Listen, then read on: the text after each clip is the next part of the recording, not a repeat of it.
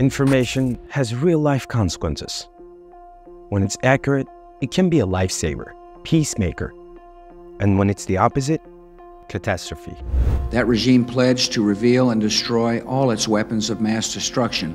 Unstinting efforts to develop weapons of mass destruction. There are prohibited weapons, weapons of mass destruction. Weapons of mass destruction. Bottom line, there were no weapons of mass destruction. We did not find stocks of either chemical or biological weapons.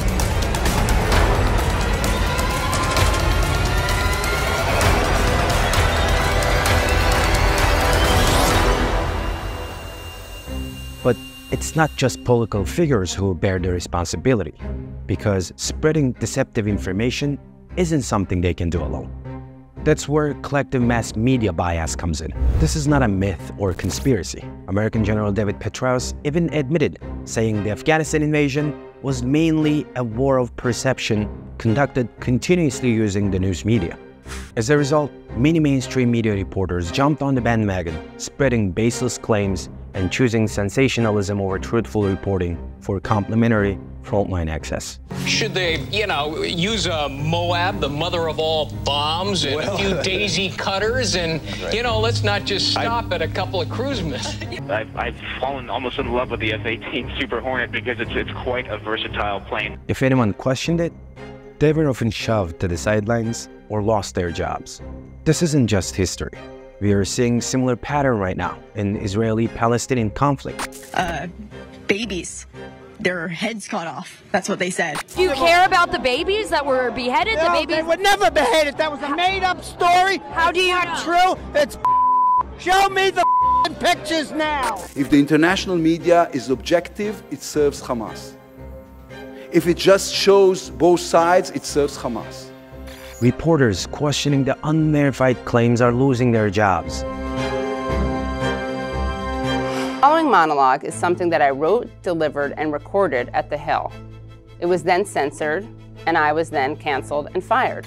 Local Palestinian journalists are deliberately being targeted. And on Saturday, Israel leveled a 12-story building housing the offices of Associated Press, Al Jazeera, and other media outlets. Earlier today, U.S. Secretary of State Tony Blinken said he has not seen any Israeli evidence of Hamas operating in the building. Media entities that don't align with the certain narrative are collectively discredited. Criticize the blockade of Gaza, and you're labeled as a Hamas supporter. Show support for Palestine or display its flag, your career might be at risk.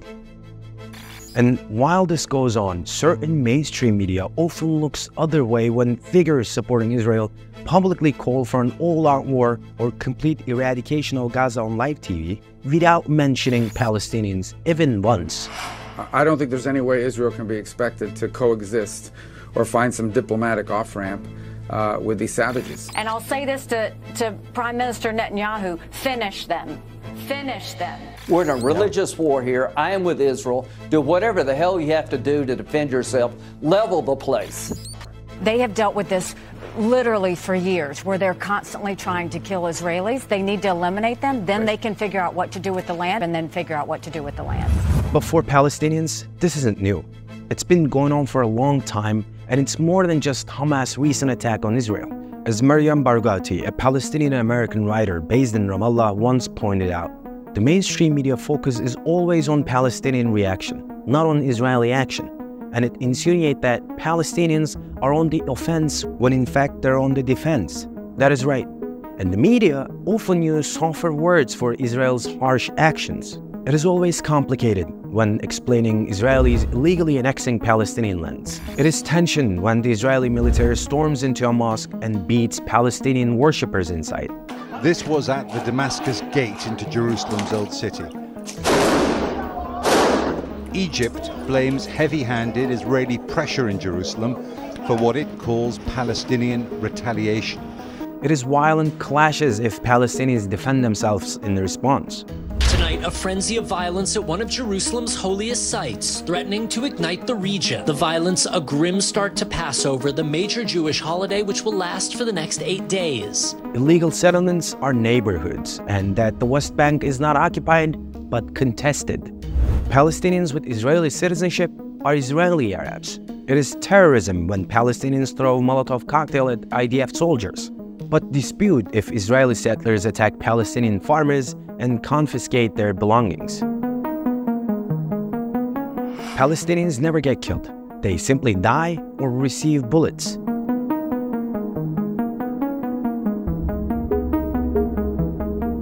And Gaza is portrayed as its own sovereign entity, not a besieged Palestinian city. And here's the kicker. When you look at the war in Ukraine, the language of the same media outlets completely flips. It's a complete 180 from the language used in the Israeli-Palestinian conflict. Now, Russia is clearly the aggressor, and it is rock-solid invasion. And Ukrainians who defend themselves are bravely resisting, as any person would if their home were to be invaded.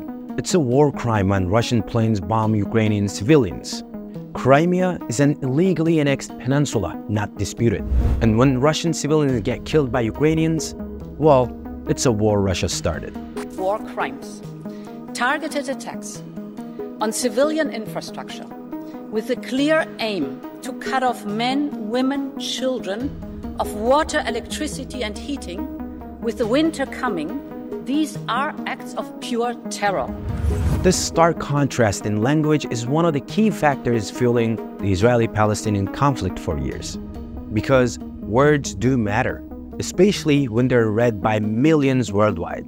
Yet, what we witness is another effort to conceal the whole story by using particular words like labeling the attack unprovoked, which in reality isn't the full story. This is a horrific attack. It's unprovoked. The United States unequivocally condemns the unprovoked attacks by Hamas. Unprovoked attack. My thoughts were that we need to support Israel. No ands, ifs, or buts. This was an unprovoked attack. This word overlooks a deeply rooted conflict, such as Israel's long-time occupation, constant discrimination, and inhumane policies against Palestinians. Not making an excuse for harming innocent people, but it's crucial to look at everything. According to United Nations figures, 6,407 Palestinian people killed by Israel, while this number on the Israeli side was 308 since 2008. Gaza was subjected to weeks-long brutal military operations in 2008, 2011, 2014, and 2021, resulting in the deterioration of life conditions, infrastructure, and countless civilian casualties. But much like in the post-9/11, it appears that we are now in an era where these facts don't matter as much. An era, anger and emotional reactions are taking the front seat over reason. An era Michael Neiman, an American journalism and media studies professor, had previously warned us about. It's really an appeal to emotions, not reason.